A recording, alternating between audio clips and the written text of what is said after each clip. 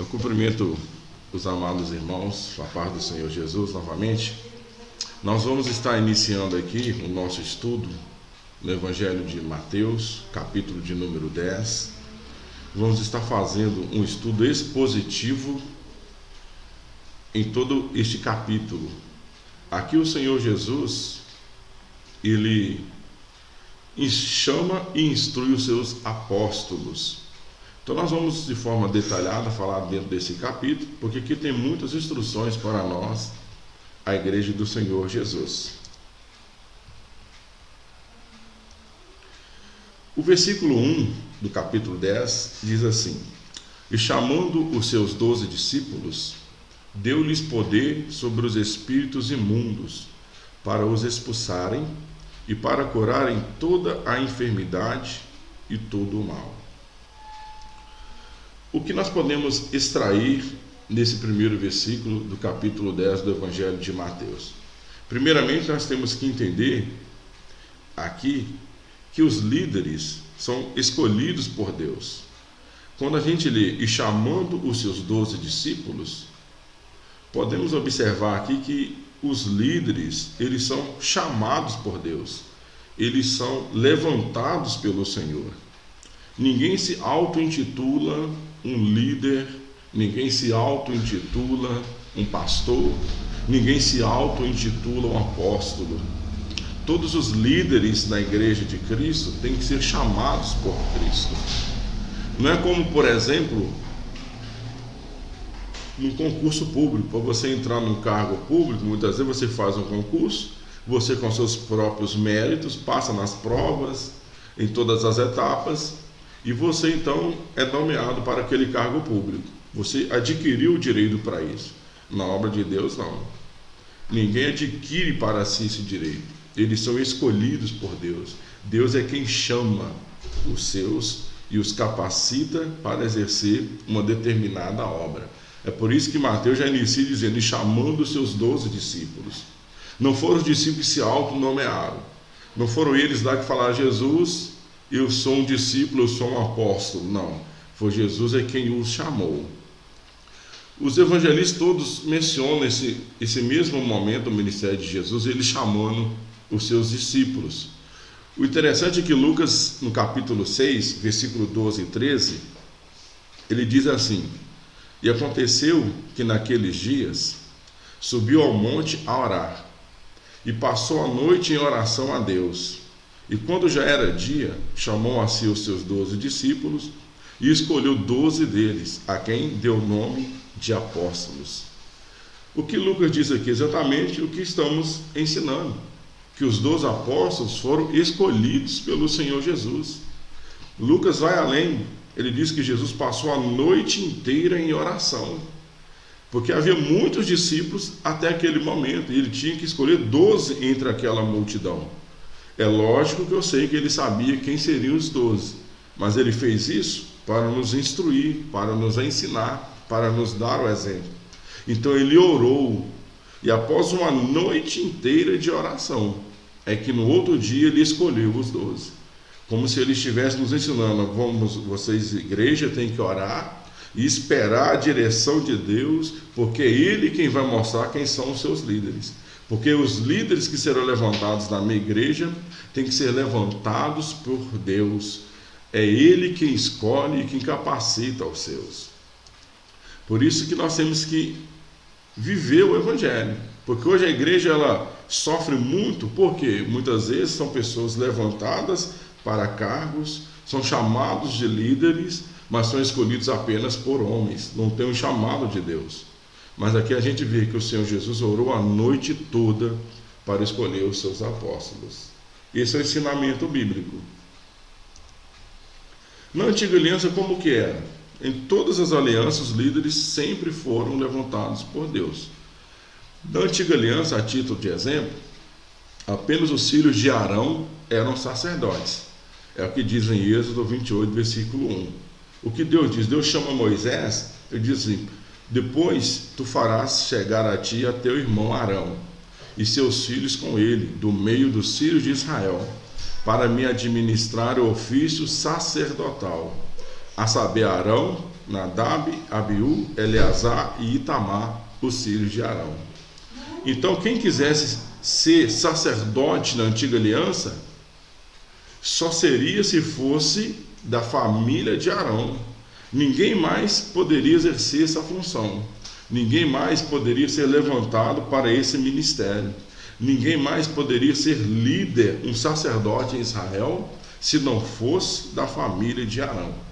Eram homens levantados por Deus, porque é Deus quem separou a família de Arão para ser sacerdote. Se alguém lá da tribo de Dan, eu quero ser sacerdote. Não pode, porque somente os da família de Arão que poderiam ser sacerdotes, ministrar no templo, fazer esta obra separada por Deus. E havia outra separação ainda no Antigo Testamento. Qual era? Que apenas a tribo de Levi ajudava ou auxiliava os sacerdotes. Números 3, versículo 6 diz: faze chegar a tribo de Levi e põe-na diante de Arão, o sacerdote, para que o sirvam. O que o texto está dizendo aí? Que os sacerdotes eles iriam ministrar, os descendentes de Arão, mas eles sozinhos não iriam fazer a obra, não conseguiriam. Então, o que deveria ser feito? Pessoas iriam auxiliá-los. E quem seriam essas pessoas? As pessoas da tribo de Levi. Eram chamados levitas. Apenas os levitas, as pessoas que nasciam na tribo de Levi, que poderiam auxiliar os sacerdotes, que poderiam auxiliar a família de Arão. Então havia esses dois cargos, esses dois líderes em Israel, os levitas e os sacerdotes, todos levantados por Deus. Contudo, para ser um levita, auxiliar no templo, tinha que nascer na tribo de Levi. Para ser um sacerdote, tinha que nascer da família de Arão. No Antigo Testamento era assim. E hoje, na nova aliança, mudou-se o princípio geral? Não, porque na igreja os líderes continuam sendo escolhidos por Deus. Por mais que a gente deseje ser um líder, eu quero ser um diácono, eu quero ser um presbítero, eu quero ser uma missionária, eu quero ser um pastor. É ótimo desejar fazer as coisas de Deus. Contudo, a Bíblia diz em Hebreus 5,4 que ninguém toma para si esta honra, senão o que é chamado por Deus como Arão. O que o autor aos Hebreus diz? Que da mesma forma que no Antigo Testamento as pessoas eram levantadas por Deus, agora no Novo Testamento é a mesma coisa, as pessoas continuam sendo levantadas por Deus como Deus levantou Arão. Ninguém toma para si esta honra. Assim como Arão não tomou para si esta honra, ele foi escolhido por Deus e a sua família. Hoje na igreja, o princípio é o mesmo. Ninguém toma para si esta honra, a não ser que ele é chamado por Deus. Eu não posso tomar para mim esta honra, eu sou um presbítero de mim mesmo, se eu não for chamado por Deus, se eu não for nomeado pelo Senhor. Eu posso até ser escolhido por homens, eu posso até receber a unção de homens, contudo, vai me faltar a unção de Deus, vai me faltar efetivamente a unção do Espírito, porque isto só recebe quem é chamado por Deus. E esta honra ninguém toma para si, é que diz Hebreus, porque os líderes da igreja também são escolhidos por Deus. É por isso que Mateus 1 inicia, e chamando os seus discípulos. Jesus os chamou, Jesus os escolheu. Efésios 4:11, o apóstolo Paulo ele diz assim, falando sobre o Senhor Jesus: e ele mesmo deu uns para apóstolos, outros para profetas, outros para evangelistas e outros para pastores e doutores, ou pastores e mestres. O que podemos compreender dessa passagem? Aqui são 5 ministérios que o Senhor Jesus deixou para a igreja. O texto diz que ele deu uns para apóstolos. É Jesus quem dá o dom apostólico. Não são as pessoas que se auto-intitulam apóstolos. Ele mesmo deu uns para profetas. Ninguém se auto-intitula profeta. É Jesus quem dá esse dom. Ele diz que ele mesmo deu um para evangelista. Ninguém se autodeclara evangelista. O evangelista também, esse dom é dado por Cristo. É ele quem escolhe os seus evangelistas. E ele mesmo deu uns para pastores e mestres. Ninguém se autoconsagra pastor e mestre. É Jesus quem dá esses dons. Então os dons, os chamados, os ministérios, a liderança da igreja de Cristo, ela é escolhida por Deus. É Ele quem dá, é Ele quem chama, é Ele quem capacita. Assim como Ele chamou os seus apóstolos, Ele continua chamando os líderes para a sua igreja, porque Ele é o mesmo ontem, hoje e eternamente. E a igreja continua sendo dele. Por isso Ele diz: edificarei a minha igreja. A igreja é de Cristo. A igreja não é minha, a igreja não é de líder nenhum, é de Cristo. E se a igreja é dele, é ele quem chama os líderes para estar direcionando, guiando o seu povo, as suas ovelhas, para a glória do nome do Senhor. Nós temos alguns exemplos de líderes levantados por Deus. Por exemplo, houve 2 líderes, Barnabé e Saulo, foram os primeiros missionários. Essa história está registrada em Atos, capítulo 13, versículo 2.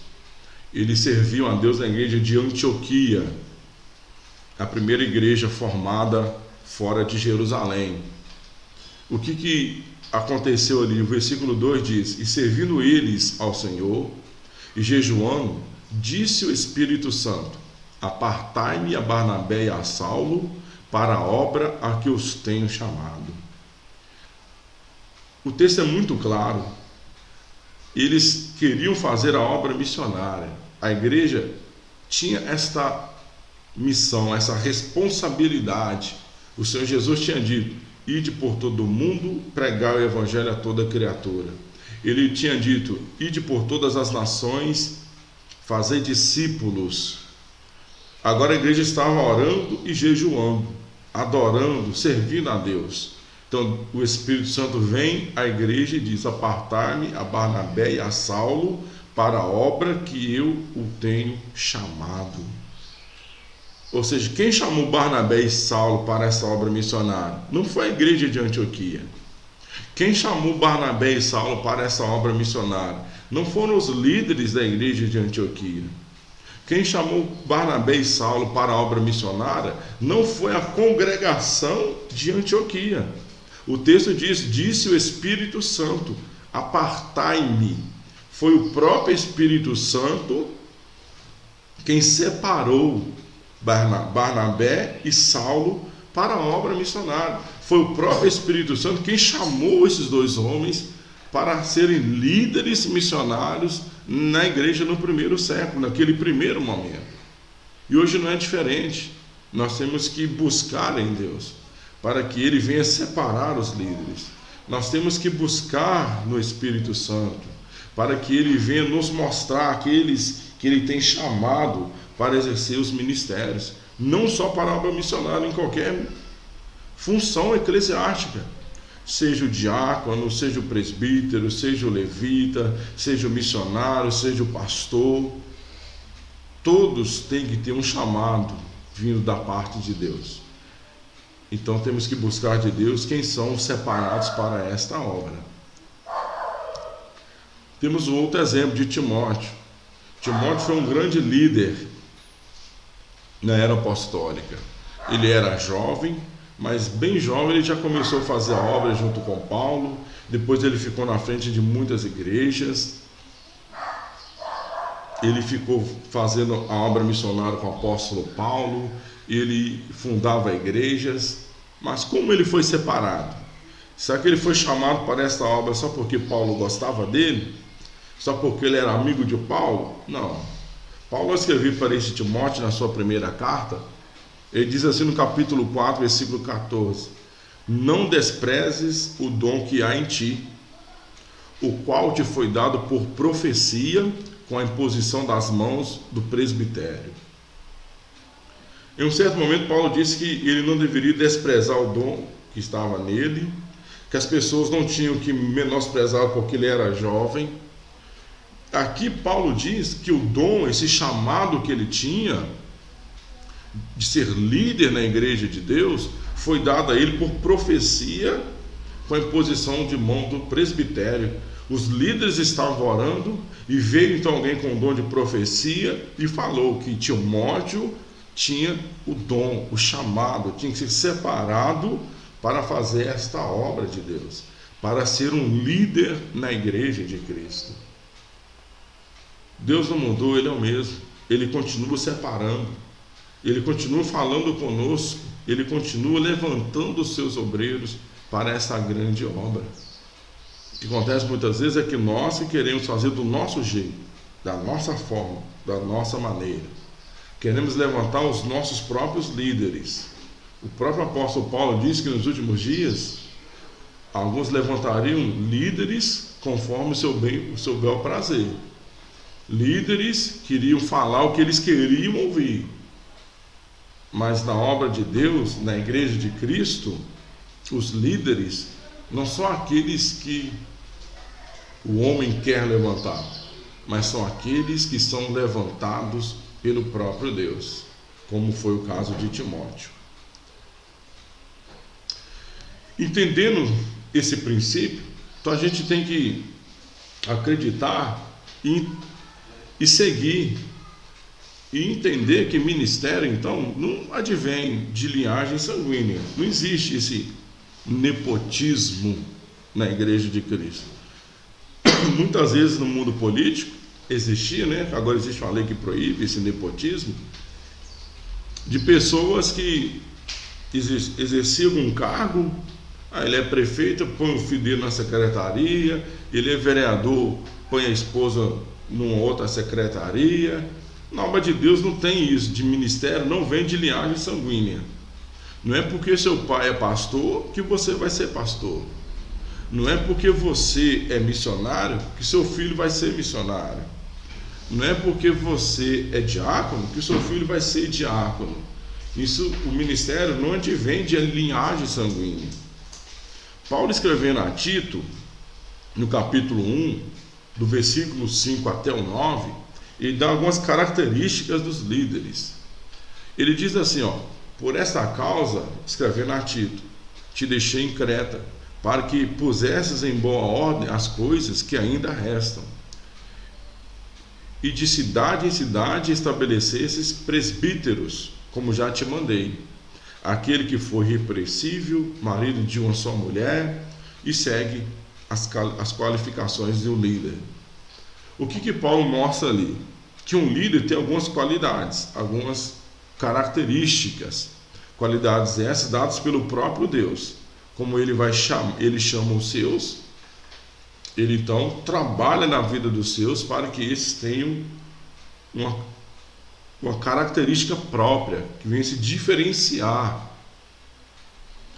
E nessa escala, em todo nesse rol que o apóstolo Paulo apresenta, ele em nenhum momento fala de linhagem sanguínea. Diz que o presbítero tem que vir de uma família de presbíteros, que o líder tem que vir de uma família de líderes. Não existe essa questão de linhagem sanguínea. E muitas vezes nas igrejas hoje, o que a gente vê em algumas delas é que o pai é pastor, consequentemente o filho vai ser, o neto vai ser, e vira uma dinastia. Isso nunca foi princípio bíblico. É lógico que o filho pode ter o chamado também de ser pastor, nada impede. Que o neto também pode ter seu chamado para ser pastor. Só que o líder tem que ser levantado por Deus, não vem só do fato de pertencer à mesma família. Não é porque o pai é um líder, o filho tem que ser. Muitas vezes o pai ele é pastor e o filho tem chamado para ser diácono. Dois ministérios completamente diferentes, porque o ministério não vem de linhagem sanguínea. É isso que nós temos que entender. É isso que a igreja de Cristo tem que buscar e orar, para não ser enganada. Porque se levantarmos homens segundo o nosso próprio entendimento, nós estamos fugindo dos princípios bíblicos. Isso vai trazer sérios transtornos para a obra de Deus. Nós temos exemplos aqui dos irmãos de Jesus. Marcos capítulo 6, o versículo 3, o que diz a palavra de Deus? Quando as pessoas começaram a ver que o Senhor Jesus estava ali operando sinais e prodígios, eles então disseram: não é este o carpinteiro, filho de Maria, e irmão de Tiago, e de José, e de Judas, e de Simão? Não estão aqui conosco suas irmãs? E escandalizavam-se nele. O que o texto diz aqui? Que as pessoas começaram a se escandalizar, porque eles conheciam Jesus desde criança, e agora ele aparece, curando os enfermos, fazendo cego enxergar, fazendo mudo falar, curando paralítico, curando leprosos. Eu disse: mas eu conheço esse rapaz, ele é o carpinteiro, ele é filho de Maria. Os irmãos dele, os outros filhos de Maria, estão aqui com a gente, o Tiago, o José, Judas, irmão. As irmãs dele, todos nós conhecemos. Ou seja, Jesus tinha uma família, ele tinha irmãos. Aqui o texto apresenta 4 irmãos de Jesus e no mínimo 2 irmãs, que está no plural, irmãs. Ele era irmão de Tiago, de José, de Judas e de Simão. E tinha 2 irmãs no mínimo, que o texto não diz o nome. Eles eram irmãos do próprio Mestre. Em nenhum momento nos evangelhos, ou em Atos dos Apóstolos, ou nas cartas, a gente vê mencionando os irmãos do Senhor Jesus, esses 4 ou suas irmãs, exercendo o ministério. Não que fosse proibido, é lógico que eles poderiam ser levantados por Deus, mas não foram. Mostrando que ministério não tem nada a ver com linhagem sanguínea. Há um outro texto que fala, o apóstolo Paulo em 1 Coríntios 9:5, ele falando do seu ministério, aquela igreja, ele diz: não temos nós direito de levar conosco uma esposa crente, como também os demais apóstolos e os irmãos do Senhor e Cefas? O que Paulo nos mostra? Que os irmãos do Senhor, os irmãos de Jesus, aqueles 4, Tiago, José, Judas e Simão, eles continuaram na igreja de Cristo. A princípio eles questionaram se Jesus era o Messias, mas por esse texto a gente vê que em um certo momento eles creram. Pelo fato de crer em Cristo, eles foram salvos, entraram para a igreja de Cristo e continuaram ali.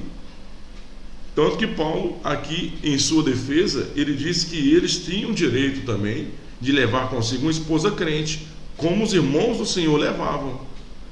Os irmãos do Senhor continuaram na igreja, mas em nenhum momento eles foram levantados como líderes, porque liderança não tem nada a ver com linhagem sanguínea. O líder é chamado por Deus. Por isso Mateus 10:1 diz: e chamou os seus discípulos. É Jesus quem chama, é Jesus quem levanta. Entendendo isso, que o chamado vem de Deus, então a gente não vai cair nesse erro de entender que o ministério tem alguma coisa a ver com linhagem sanguínea. E também vai nos livrar desse segundo erro, que alguns entendem, que alguns caem nele. Ministério não pode ser comprado. Se o líder é chamado por Deus, como eu vou comprar esse dom? Se o líder ele é chamado pelo Espírito Santo, como eu posso adquirir com bens materiais esse chamado? Não tem jeito. Infelizmente tem pessoas que acham que o dinheiro compra tudo, mas não compra. Muitas vezes pessoas acham que pelo fato de ter dinheiro eles podem fazer o que querem. Não no mundo de Deus, não na igreja de Cristo. Dinheiro na obra de Deus não compra ministério.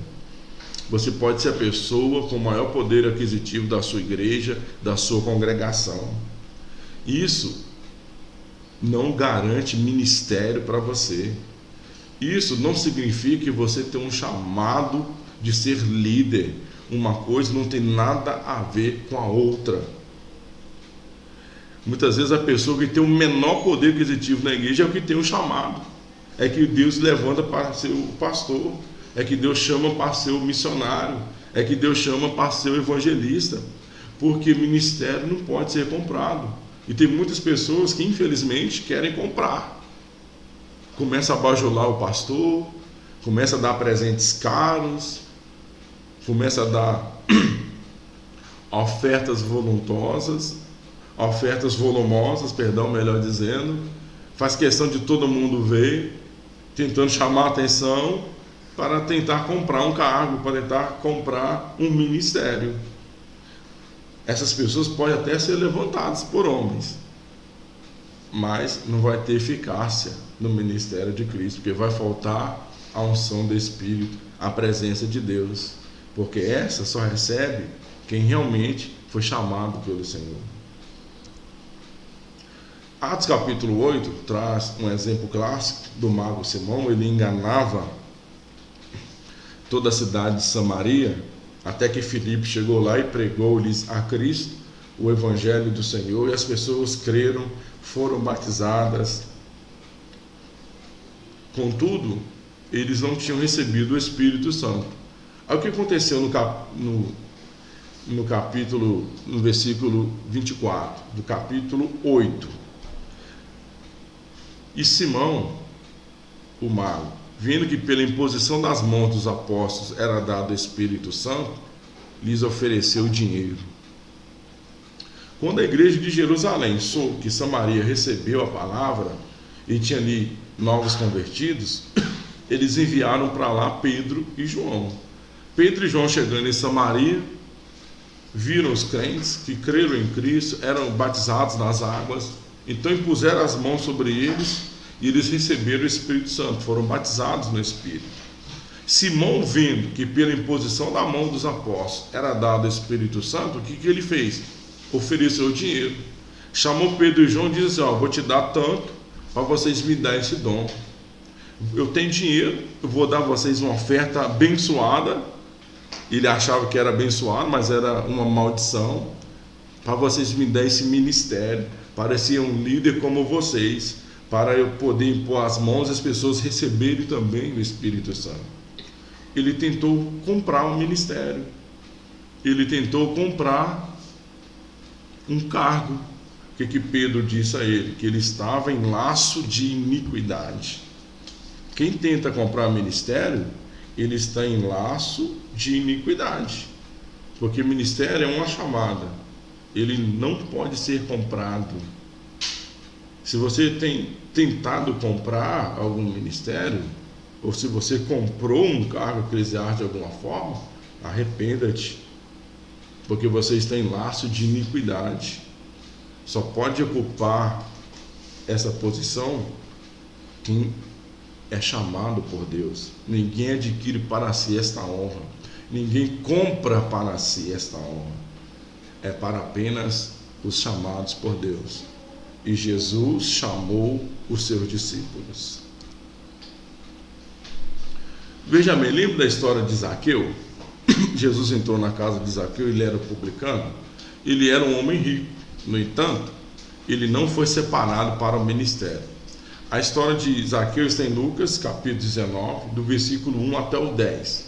O versículo 2 diz: e eis que havia ali um homem chamado Zaqueu, e era este um chefe dos publicanos e era rico. Zaqueu é um exemplo lindo de conversão. Ele creu em Cristo, a salvação chegou à sua casa, o próprio Cristo declarou isso. Ele se arrependeu, restituiu as pessoas que ele tinha defraudado.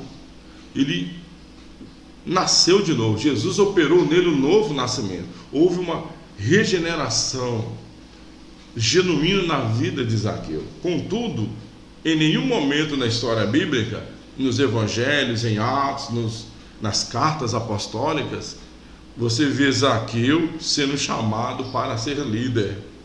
Ele era um homem rico, contudo, não foi chamado para exercer nenhum cargo na igreja, não foi chamado para exercer nenhum ministério, mesmo ele sendo rico. Por quê? Ministério não pode ser comprado. Hoje parece que é sinônimo: a pessoa é rica, tem que exercer uma função na igreja. A pessoa é empresária, tem que exercer um cargo de liderar, mas ele é empresário, ele sabe liderar no mundo secular. Igreja, mundo espiritual, são coisas completamente diferentes. para exercer ministério na igreja, tem que ter o chamado. Não que a pessoa rica não pode exercer o ministério, desde que ela tenha o chamado. O chamado não vai vir pelo fato dela ser rica, mas é pelo fato de ser chamada por Deus. Zaqueu é um exemplo clássico. Um outro exemplo, José de Arimateia. O texto diz que ele era um senador, era uma das figuras mais importantes do Império Romano. Era um cargo político de muita influência em todo o Império. Ele era senador, contudo, não foi separado para ser líder.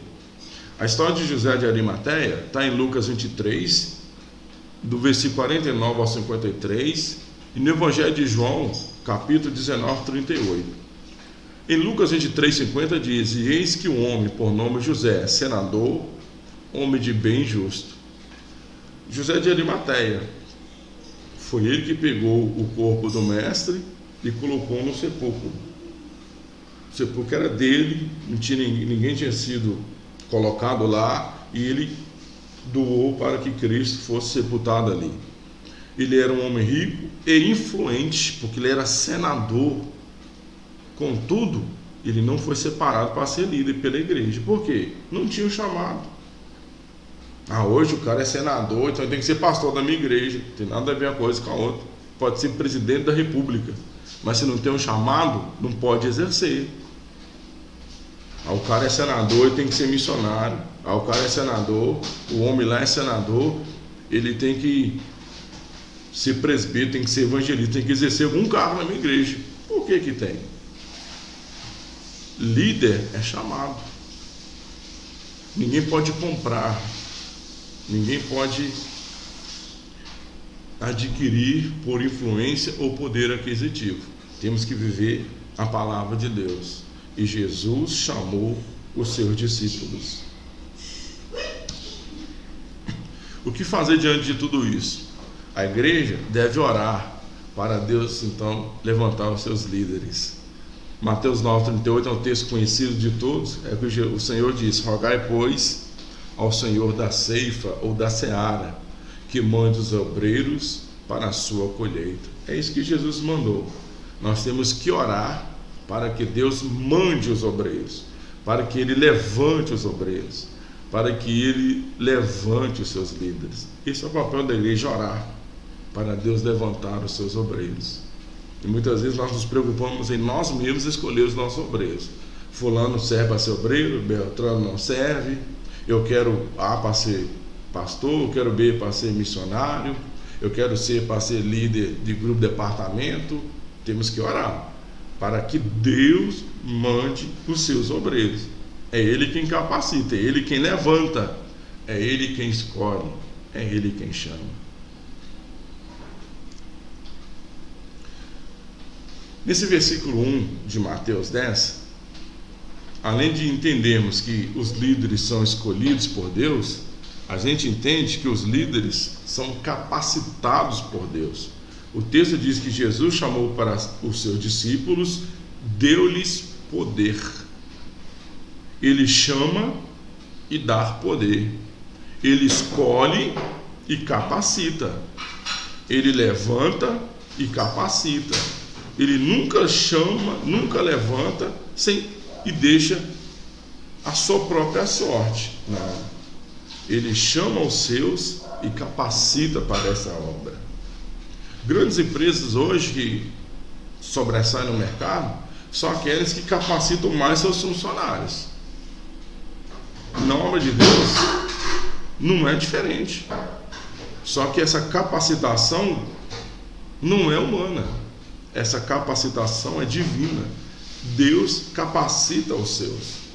Por mais que a gente olhe e veja, essa pessoa não tem capacidade para exercer isso, não tem capacidade dela mesma, mas se ela tem um chamado, Deus vai capacitá-la. Quem olhava para os 12, olhava, esses homens não têm poder nenhum para influenciar nenhuma rua, mas eles influenciaram todo o Império Romano. Por quê? Foram capacitados por Deus. Jesus deu-lhes poder.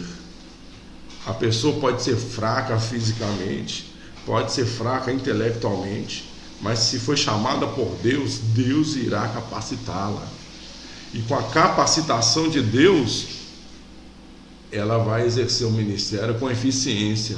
Vai saber pastorear, vai saber aconselhar, vai ir atrás das ovelhas, vai pregar na unção do Espírito, vai ministrar na cura na vida das pessoas. Por quê? Porque Deus lhe dará poder. Deus irá capacitá-lo. Então, se você é chamado por Deus, se você é um líder na igreja de Cristo, não desanime, meu irmão. Não desanime, minha irmã. A sua capacidade vem de Deus. Deus irá te capacitar para esta obra. Não pense que você não vai conseguir. O diabo muitas vezes lança setas, dardos na mente dos líderes para que eles desanimem, para que eles parem de fazer a obra. Mas não parem, meu irmão. Deus te chamou, Deus te levantou e Ele vai te capacitar. Ele te deu poder para esta grande obra. João 15,5, o Senhor Jesus diz: eu sou a videira, vós as varas. Quem está em mim e eu nele, esse dá muito fruto, porque sem mim nada podeis fazer. Texto lindo, maravilhoso. O Senhor Jesus, Ele é a videira, nós somos as varas ou os ramos. O ramo não tem poder de si mesmo. Se o ramo não estiver na videira, ele morre. Mas se quem está em mim, disse o Senhor Jesus, e eu nele, esse dá muito fruto. Mas quando o ramo está na videira, ele vai dar fruto, porque ele recebe a força, a vida, o poder da videira. É Deus que capacita os seus. Quanto mais estamos nele, íntimos dele, mais poder dele receberemos e mais fruto daremos. Por isso o Senhor Jesus diz: sem mim nada podeis fazer. Fazemos a obra de Deus, somos capazes, por quê? Somos inteligentes? Não. Porque somos formados em grandes universidades? Não. Porque somos bacharéis em teologia? Também não. Porque estamos em Cristo. Fazemos a obra de Deus porque estamos na videira, porque é Ele quem nos capacita, é Ele quem nos dá o seu poder. Atos 1,8, o Senhor Jesus, Ele disse: recebereis o poder do Espírito Santo, que há de vir sobre vós, e ser-me-eis testemunhas. Ele chamou os 12, um dos últimos momentos com eles, o seu último discurso. Então ele diz: vocês vão receber poder ao descer sobre vós o Espírito Santo, e serão minhas testemunhas. Jesus deixou claro: eu escolhi vocês, vocês vão testemunhar sim. Por quê? Porque vocês vão receber poder. Jesus não confiava neles, que eles iriam fazer obra com a força deles mesmos, dos 12, não. Jesus confiava que eles iriam fazer porque eles iriam receber poder do alto. Jesus sabia que aqueles apóstolos, aqueles 11, melhor dizendo, que Judas tinha traído, iriam dar cabo à obra. Eles iriam finalizar o ministério, eles iriam cumprir com toda a sua chamada. Por quê? Porque eles receberiam o poder do Espírito Santo. Eles seriam capacitados por Deus. Você vai conseguir testemunhar a Cristo, meu irmão. Você vai conseguir testemunhar a Cristo, minha irmã, na sua igreja, em todo o seu ministério, na sua família, no seu bairro, na sua cidade, no seu estado, em todo o Brasil. Porque você receberá poder do Espírito Santo. Deus vai te capacitar. Se Ele te chamou, não temas, não se preocupe. Ele vai te capacitar para a glória do seu nome. Queridos, entendendo esse princípio que Deus capacita os seus, então a gente leva o entendimento que ele não depende da sabedoria humana para agir. Muitas vezes nós nos preocupamos como igreja, temos que escolher líderes que tenham a melhor formação em áreas humanas, vamos escolher líderes que têm graduação, que têm pós-graduação, vamos escolher líderes que são pessoas sábias aos olhos humanos. Só que Deus não depende da sabedoria humana para agir. É Ele quem capacita os seus. Ele não chama pessoas capacitadas. Não, muito pelo contrário. É Ele quem capacita os seus. Não que a pessoa que é graduada, pós-graduada, não possa fazer a obra de Deus. Pode. Mas ele vai fazer não por causa da sua graduação. Ele vai fazer porque ele foi capacitado por Deus. Olha o que o apóstolo Paulo diz em 1 Coríntios, no capítulo 1, do 27 ao 29. Mas Deus escolheu as coisas loucas desse mundo para confundir as sábias. E Deus escolheu as coisas fracas desse mundo para confundir as fortes. E Deus escolheu as coisas vis deste mundo e as desprezíveis e as que não são, para aniquilar as que são, para que nenhuma carne se glorie perante Ele. É isso que a Bíblia diz, que Deus não escolheu as coisas sábias. Ele não escolheu as coisas fortes, mas Ele escolheu as coisas loucas, as coisas fracas, as coisas vis e desprezíveis, para aniquilar o conhecimento do mundo, e principalmente para que nenhuma carne se glorie diante dele. Para que nenhum líder venha se gloriar: eu sou um bom pastor porque eu tenho uma graduação em psicologia. Aí eu sou um bom pregador porque eu sou graduado em direito. Eu sou um bom missionário porque eu sou formado em assistência social. Não, para que ninguém se glorie. Por isso que ele não depende da sabedoria humana para agir. Lembra quando ele chama a Gideão? Tinha aquela multidão, quase 32 mil pessoas. Deus disse: tem muita gente para eu dar a vitória, para que Israel não se glorie e fale que a minha própria força me deu a vitória.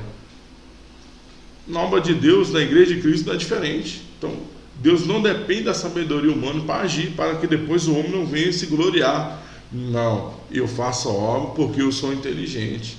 Eu faço a obra porque eu uso os princípios de administração pública. Não, muito pelo contrário. Deus capacita os seus para que a glória seja somente dele. Uma vez que a igreja entende isso, ela vai entender que os líderes capacitados por Deus não são inferiores por não serem sábios aos olhos do mundo. Poderia ter esse questionamento, então: se o líder ele é inferior aos olhos do mundo, ele não é sábio aos olhos do mundo, então ele é inferior. O pastor tem ensino médio, o obreiro ali, ensino fundamental, muitas vezes não teve condição de estudar, não é por causa de preguiça, não é por falta de oportunidade. Se tem oportunidade, tem que estudar mesmo. Mas o obreiro tem ensino médio, então ele é um obreiro inferior àquele que tem mestrado. Muito pelo contrário. Porque nós entendemos que o líder é chamado por Deus e capacitado pelo Senhor. Atos 4:3 mostra muito claro isso. Pedro e João estavam diante do Sinédrio. O Sinédrio eram homens formados, eram doutores da lei. Olha o que diz: então eles, as pessoas do Sinédrio, vendo a ousadia de Pedro e João, e informados de que eram homens sem letras e indoutos, maravilharam-se. Ou seja, mesmo Pedro e João não sendo sábios aos olhos do mundo, eles não eram inferiores aos líderes do Sinédrio. Tanto que o Sinédrio inteiro se maravilhou pela sabedoria de Pedro e João. Mas que sabedoria é essa? Eles eram iletrados e indoutos. A sabedoria que vem do alto, eram capacitados por Deus. Uma vez capacitado pelo Senhor, você não é inferior a ninguém, a nenhum outro líder deste mundo. Você pode ter ensino médio, foi levantado por Deus, você não é inferior a um juiz de direito. Não é porque a pessoa é juiz de direito que ela vai ter maior capacidade de fazer a obra de Deus do que você que tem ensino médio, muito pelo contrário. Porque você foi chamado por Deus, levantado por Deus e capacitado por Ele. Não se sinta inferior. A igreja não tem que se sentir inferior porque o líder dela ali não é um líder sábio aos olhos do mundo. Muito pelo contrário. Tem que se orgulhar que na frente ali tem um homem levantado por Deus e capacitado pelo Senhor. Atos 6, 8 e 10 diz: e Estevão, cheio de fé e de poder, fazia prodígios e grandes sinais entre o povo. O versículo 10: e não podiam resistir à sabedoria e ao Espírito com que falava. É isso que Deus faz quando Ele capacita os seus. Ele dá sabedoria, o Espírito Santo capacita, de forma que as pessoas não venham resistir a essa sabedoria, a esse Espírito de Deus que está em nós. Então, líder, você foi chamado por Deus, não se preocupe, não se sinta inferior. A sabedoria do alto está com você, o Espírito Santo está em você. Você tem plenas condições de fazer a obra do Senhor para a glória do nome de Cristo. Podemos entender também ali de Mateus 10:1, que o Senhor Jesus deu-lhes poder, que esses líderes capacitados por Deus, eles têm autoridade espiritual. Que o texto diz que Jesus deu-lhes poder para curar os enfermos e expulsarem todo o mal. Foram homens que adquiriram uma autoridade espiritual. Lucas 10:19, eis que Jesus disse aos discípulos: eis que vos dou poder para pisar serpentes e escorpiões, e sob toda a força do inimigo, e nada vos fará dano algum. Então, o líder capacitado por Deus, ele tem essa autoridade espiritual.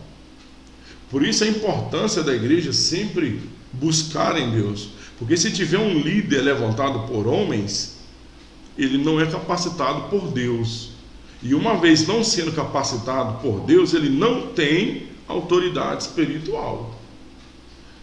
E a igreja, tudo que acontece na igreja diz respeito ao mundo espiritual, e um líder que não tem autoridade espiritual é um líder ineficaz, que não consegue fazer a obra do Senhor. A maioria dos problemas que acontecem na igreja são problemas espirituais, são lutas, são batalhas espirituais. Então precisamos de um líder que tem autoridade espiritual para ministrar sobre as nossas vidas. E só tem autoridade espiritual quem foi capacitado por Deus. Você pode ter diplomas na sua parede de várias universidades, mas se Deus não te levantou, Ele não te capacitou. Se Ele não te capacitou, você não tem autoridade espiritual. Você pode ser um cientista que trabalha na NASA. Se chegar alguém com problema espiritual para você, você não tem nenhuma autoridade sobre a vida dessa pessoa, não tem nenhuma autoridade para ministrar vitória sobre a vida dessa pessoa. Em contrapartida, você pode ser um autônomo, não ter ensino médio, mas for um líder capacitado por Deus. Isso te dá autoridade espiritual. Então você tem toda a condição, plenas condições de ministrar bênçãos sobre a vida das pessoas que estão passando por lutas espirituais. Porque o Senhor Jesus te deu poder para pisar serpentes, escorpiões e em toda a força do inimigo. Apenas os líderes levantados por Deus podem fazer isso, porque eles foram capacitados pelo Senhor e adquiriram autoridade espiritual. O líder secular, ele precisa de poder ou autoridade terrena para governar. O que é um líder espiritual? Ele governa como? Através de poder, uso da força, muitas vezes de poder de polícia e de autoridades, muitas vezes que é influência. Só que o líder eclesiástico não. Para ele governar, para ele liderar, ele precisa de autoridade espiritual. O líder eclesiástico, para ele liderar, ele não precisa de poder ou autoridade terrena. Você pode dar ao pastor poder de polícia, pode dar ele influência, mas se ele não tem autoridade espiritual, ele não vai conseguir pastorear as ovelhas de Cristo, porque ele está sem autoridade espiritual. Mas se ele tem autoridade espiritual, ele pode ter nenhum poder de polícia, ele pode ter nenhum tipo de influência, mas ele tem autoridade espiritual, então ele vai conseguir pastorear as ovelhas de Cristo, porque ele tem autoridade espiritual para ministrar na vida delas em o nome do Senhor. Quem tem autoridade espiritual, ele é conhecido no mundo espiritual. Portanto, nós também, pois que estamos rodeados de uma tão grande nuvem de testemunhas, deixemos todo o embaraço e o pecado que tão de perto nos rodeia, e corramos com paciência a carreira que nos está proposta. É o que diz Hebreus 12:1. Aqui o autor diz que nós somos rodeados por uma tão grande nuvem de testemunha. Várias testemunhas estão ao nosso redor, testemunhas físicas e espirituais. Quem tem autoridade espiritual é conhecido no mundo espiritual. O mundo espiritual sabe que essa pessoa tem autoridade espiritual. Ela é conhecida pelo céu. João 1:8. O céu sabe quem tem autoridade espiritual ou não. Olha o que diz João 8. E disse o Senhor a Satanás: observaste tu meu servo Jó? Porque ninguém há na terra semelhante a ele, homem íntegro e reto, temente a Deus e que se desvia do mal. Então o céu conhecia Jó, sabia quem ele era. O céu sabe quem tem autoridade espiritual ou não. É lógico que sabe, porque a autoridade espiritual vem do alto, vem de Deus. Muitas vezes o homem consegue enganar o homem. Você tem cara de pastor, veste como pastor, fala como pastor, tem oratória de pastor, faz sermão igual pastor, mas não tem autoridade, pastor. Pode enganar homens, mas não consegue enganar o céu, porque a autoridade vem de lá. Se o céu não te investir de autoridade, você não vai conseguir exercer essa autoridade, nem enganar o céu, se passando como uma autoridade espiritual. Um outro exemplo, Daniel 10:11. Daniel estava ali jejuando 21 dias. O versículo 11 diz: me disse, Daniel, homem muito amado, entende as palavras que vou te dizer e levanta-te sobre os teus pés, porque a ti sou enviado. Quando o anjo vem para dar resposta a Daniel, já lhe chama pelo nome, Daniel, porque o anjo conhecia quem era aquele profeta. Porque o céu sabe quem são os ungidos do Senhor. O céu sabe quem são os líderes levantados por Deus. Meu irmão, se você for levantado por Deus, Ele te conhece. Ele sabe quem é você. O mundo pode não te conhecer, mas Deus te conhece, porque você foi um dos escolhidos dele e chamados para uma grande obra. O reino das trevas também conhece quem tem ou não autoridade espiritual. Temos várias passagens, Marcos 1, 23, 24, Marcos 1, 34, Marcos 5, 6 e 7 e Atos 19, 15. Marcos 1, 23 e 24, por exemplo, diz: e estava na sinagoga deles um homem com um espírito imundo, o qual exclamou dizendo: ah, que temos nós contigo, Jesus Nazareno? Vieste destruir-nos? Bem sei quem és, o Santo de Deus. Jesus nunca tinha chegado em Cafarnaum. Primeira vez que ele chega lá, ele entra na sinagoga, ninguém conhecia ele. Lá tinha um homem que tinha um espírito imundo. Quando aquele homem viu a Jesus, pela primeira vez, esse espírito imundo então clamou: que temos nós contigo, Jesus Nazareno? Aquele homem não sabia quem era Jesus, mas o demônio que estava na vida dele sabia quem era o mestre, sabia quem era o Messias. Então disseram: que temos nós contigo, Jesus Nazareno? Vieste destruir-nos? Bem sei quem és, o Santo de Deus. Porque o reino das trevas sabe quem são os do Senhor, sabe quem tem autoridade espiritual ou quem não tem. Marcos 1,34: e curou muitos que se achavam enfermos de diversas enfermidades, e expulsou muitos demônios, porém não deixava falar os demônios, porque o conheciam. Aqui Jesus então curou muitos enfermos em Cafarnaum, expulsou muitos demônios ali.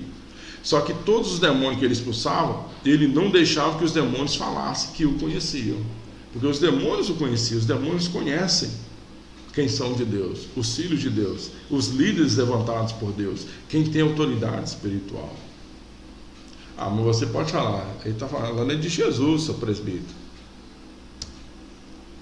Atos 19:15 nos mostra que não apenas é Jesus que o império das trevas conhece, mas todos os líderes levantados por ele, por Cristo.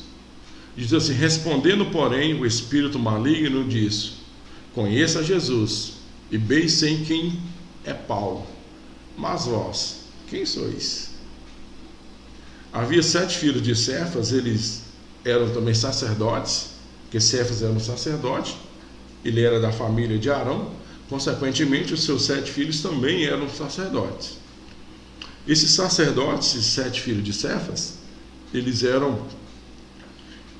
eles tentaram expulsar demônios das pessoas, eles eram exorcistas ambulantes. Como eles viram que Paulo apareceu expulsando os demônios em nome do Senhor Jesus, eles tentaram também expulsar demônio de um homem, em nome de Jesus, a quem Paulo pregava. Aí então o Espírito maligno disse: eu conheço a Jesus, que o império das trevas conhece quem é Cristo. Bem sei quem é Paulo. Então o império das trevas não conhece nem apenas a Cristo, mas todos aqueles que servem a ele, todos aqueles que têm autoridade espiritual. O demônio diz: bem sei quem é Paulo, porque Paulo tinha autoridade espiritual. Mas vós, quem sois? Aqueles 7 homens, eles eram sacerdotes, mas no que diz respeito à igreja de Cristo, eles não tinham mais nenhuma autoridade espiritual, não eram líderes na igreja de Cristo. Então eles não tinham autoridade espiritual. Por isso o demônio diz: quem são vocês? Eu conheço vocês, vocês não têm nenhuma autoridade espiritual para tentar nos expulsar da vida deste homem. Era isso que o demônio falava. Porque quem tem autoridade espiritual é conhecido no céu. Então, queridos, Jesus chamou os seus discípulos e deu-lhes poder. Então o líder é chamado por Deus, o líder é capacitado por Deus, e o líder ele adquire, o líder que é capacitado por Deus, ele tem autoridade espiritual. E por ter autoridade espiritual, ele é conhecido, essa autoridade espiritual é conhecida no céu e também pelo império das trevas.